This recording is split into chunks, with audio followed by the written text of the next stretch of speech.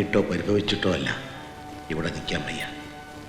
മനഃശാന്തി കിട്ടാൻ എവിടെങ്കിലുമൊക്കെ അലഞ്ഞു തിരിയട്ടെ. ദയവിയെ തന്നെ അന്വേഷിക്കരുത്. എനിക്ക് തിരിച്ചു വരാൻ കഴിയില്ല. എൻ്റെ മോൾക്ക് നീ ചേട്ടൻ മാത്രമല്ല, അച്ഛൻ കൂടാ. എവിടെ ഇരുന്നാലും നിങ്ങൾക്ക് നന്മ വരാൻ ഞാൻ പ്രാർത്ഥിക്കും.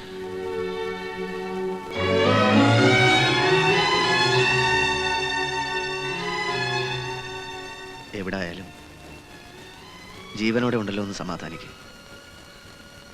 എന്നെങ്കിലും മനസ്സ് മാറുമ്പോൾ കുഞ്ഞിനെ കാണാനെങ്കിലും തിരിച്ചു വരും. വരൂടാ. ഞാൻ എൻ്റെ വിഷമം കൊണ്ട് എന്തൊക്കെയോ പറഞ്ഞു.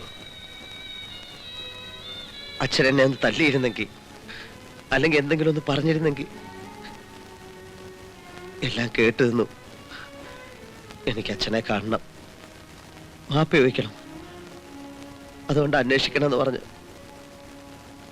ഇനി പത്രത്തിലൊക്കെ പരസ്യം ചെയ്ത് അതുകൊണ്ടൊട്ട് ഫലമുണ്ടാവില്ല. ഓരെങ്കിൽ പരിഹസിക്കാൻ വേറെ ആൾക്കാരുണ്ടല്ലോ, അവർക്കൊരവസരം കൊടുക്കാന്നല്ലാതെ. വേണ്ടടാ, നമുക്കങ്ങോട്ട് സഹിക്കാം. സഹിച്ചല്ലേ പറ്റൂ.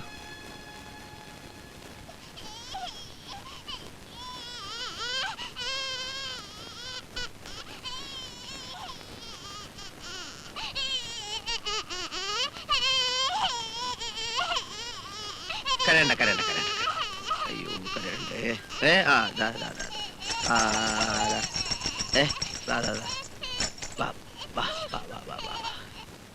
കരണ്ട കരണ്ട.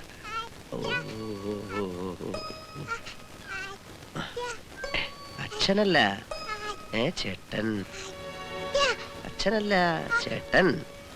ചേട്ടൻ ചേട്ടൻ. അച്ഛനല്ല ചേട്ടൻ. ചേട്ടൻ.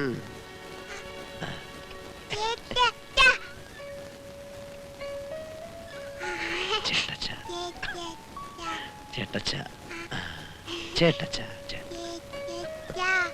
ചേട്ടച്ച ചേട്ടച്ച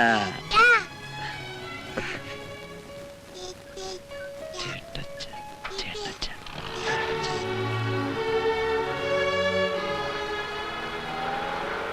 കുഞ്ഞിന്റെ കാര്യം തലേ വന്ന് പെട്ടതുപോലെ തന്നെയാ ഇക്കാര്യവും. 7-8 കല്യാണങ്ങൾക്കുള്ള സദ്യ ഏറ്റിട്ടാ ഈശ്വര പിള്ളച്ചേട്ടൻ പൊടിയും തട്ടിയങ്ങ് പോയത്. അപ്പോൾ ഞങ്ങൾ തമ്മിലുള്ള ഇരിപ്പോഷം വെച്ചിട്ട് എല്ലാവരും എന്നോടാ ചോദിക്കുന്നത് എന്താ വേണ്ടതെന്ന്. അപ്പോൾ ഉണ്ണി തന്നെ ചേട്ടത്തിൽ തന്നെ പറ എന്താ വേണ്ടേ. എന്താ വേണ്ടെന്ന് വെച്ചാ എരിശ്ശേരിയുമായിട്ട് ആലോചിച്ചിട്ട് തീരുമാനിക്കാം. അയാളെ ഏർപ്പെടുത്തിയാൽ ശരിയാവില്ല, മുഴുവൻ പുളിശ്ശേരിയായി കളയും. ഈ വെളിച്ചെണ്ണയ്ക്ക് പകരം ചാരായ ഒഴിച്ച് കടി വറുക്കുന്ന അയാള്. എന്റെ പൊന്നു വാര്യർ സാറേ, ഈ ചേട്ടച്ചനോട് ഒന്ന് പറ, ഈശ്വര പിള്ളച്ചേട്ടൻ അഡ്വാൻസ് വാങ്ങിയിട്ടുള്ള കല്യാണ സദ്യയൊക്കെ നടത്തി കൊടുക്കാൻ. ഈ വർമ്മ സാറിന്റെ മോളുടെ കല്യാണം മറ്റന്നാളാ. എടോ അത് തന്നെയാ ഇവിടെ പറഞ്ഞുകൊണ്ടിരിക്കുന്നത്. പക്ഷെ എന്തൊക്കെയായിട്ടും ഉണ്ണിക്കും എങ്ങനെയല്ല അതേ നായി വരും. ഇയാൾക്ക് അങ്ങോട്ടൊരു ഒരു ധൈര്യം വരുന്നില്ല. വർമ്മ സാറ് പേടിക്കണ്ട, ഈശ്വര പിള്ളച്ചേട്ടന്റെ സ്ഥാനത്ത് ഉണ്ണിയച്ഛൻ ഉണ്ടാവും, ചേട്ടച്ചൻ ഉണ്ടാവും. ബാക്കി കാര്യം ഞാൻ ഏറ്റു. എന്നെ കൂടെ പുകയ്ക്കരുത്. പുകഞ്ഞാലും നമ്മൾ നാറത്തില്ല, അതിലെനിക്ക് ധൈര്യമുണ്ട്. വർമ്മ സാറ് പോയിക്കോ.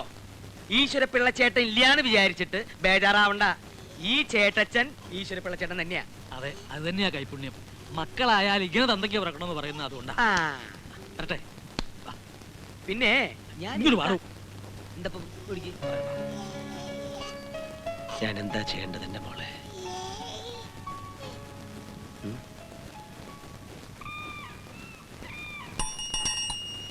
ഉണ്ണി, ഉണ്ണി. ആഹാ, ഞാൻ വിളിച്ചൊന്നും ഉണ്ണി കേട്ടില്ലേ? എനിക്ക് പഴയ പോലെ മീരെ ഫേസ് ചെയ്യാൻ വയ്യ. എത്ര നാളായി ഒന്ന് കണ്ടിട്ട്. ഫേസ് ചെയ്യാനാ ഞാൻ വന്നത്. നമുക്കിടയിൽ ഇപ്പോൾ ഒരുപാട് ബാധ്യതകളുണ്ട് മീര. ഈ കുഞ്ഞ്, 1 ലക്ഷം രൂപ, പിന്നെ ഞാനിപ്പോൾ ഒരടുപ്പി തീ കൂട്ടാൻ പോവാ. എവിടെയാ? എന്റെ മനസ്സിലാണോ?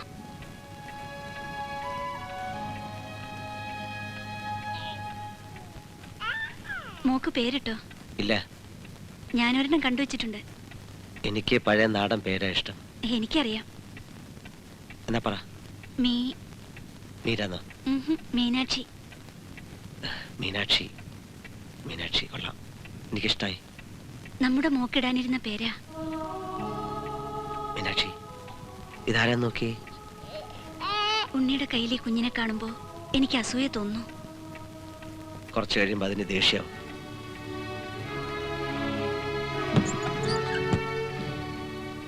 ഉണ്ണി എന്തായി പറയുന്നേ? മീര പൊയ്ക്കോ. ഉണ്ണി, ഞാൻ വേറൊന്നും ഉദ്ദേശിച്ചല്ല. ഇനി എക്സ്പ്ലനേഷൻസ് ഒന്നും വേണ്ട. ഞാൻ പറഞ്ഞത് അത്ര കാര്യമാക്കുകയും വേണ്ട. ഉണ്ണി അച്ഛനെ ഒന്ന് കാണണം. എന്തിനാ? 1 ലക്ഷം അല്ല ഉണ്ണി, 1 ആയുസ്സാ വലുത്. കാണോ? കാണാം.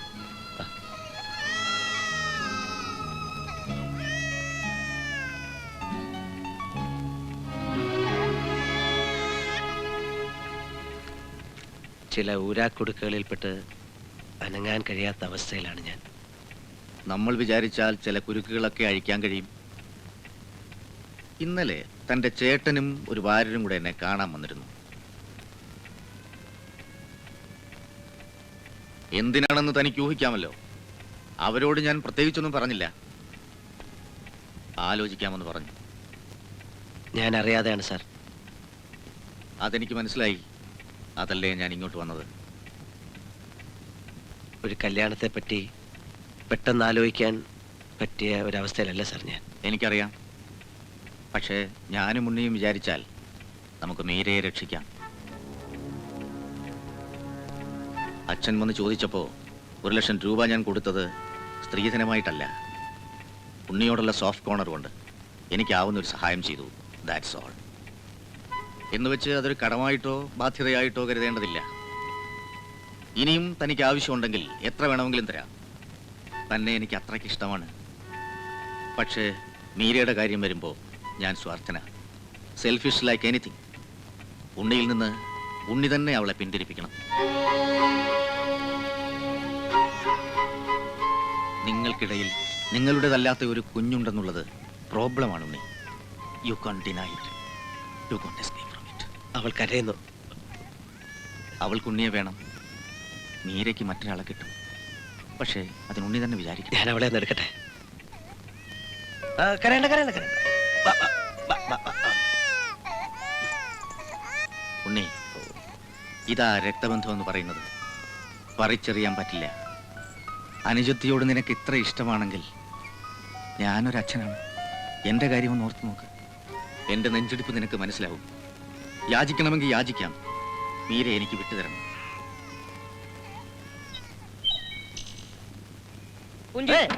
എനിക്ക് ഇങ്ങനോട് കൂടുതലൊന്നും പറയാനില്ല.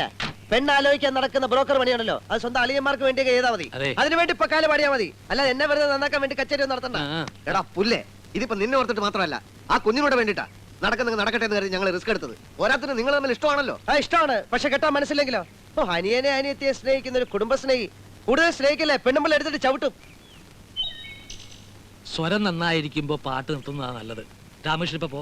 എടാ, അച്ഛൻ വാങ്ങിച്ച 1 ലക്ഷം രൂപ തിരിച്ചു കൊടുക്കാൻ നിന്നെ കൊണ്ട് പറ്റുമോ? പറ്റത്തില്ല. അപ്പൊ നീ ആ പെണ്ണിനെ കെട്ടണം. അതാ അതിന്റെ ന്യായം. അല്ലാതെ കൊമ്പയിലെ അഭിമാനവും പൊക്കിപ്പിടിച്ച് കുഞ്ഞിന്റെ പേരും പറഞ്ഞ് ഒഴിഞ്ഞു മാറുന്നതേ ശരിക്കും പറഞ്ഞ പോക്കൃത്തരവാ. ഒന്ന് തന്നെ സ്വന്തം ചേട്ടനാ വായി തോന്നുന്നു വിളിച്ചു പറയുന്നത് പിന്നെ തിരിച്ചെടുക്കാൻ പറ്റില്ല. തനി കുഞ്ഞിനെ കൂടെ കൊണ്ടുപോയി വളർത്ത്. തനിക്ക് വേണ്ടി അച്ഛൻ കടക്കാരനായത്. അത് വീട്ടാൻ ഞാൻ കെട്ടിക്കൊള്ളാം. തനി കുഞ്ഞിനെ പിടി, കൊണ്ടുപോയി വളർത്ത്. കൊല്ലി. നീ അതിനെ കരയിക്കാതെ. എന്നോട് തന്നെയുള്ള വെറുപ്പ് കൊണ്ട് ഞാൻ എന്തൊക്കെ പറഞ്ഞു.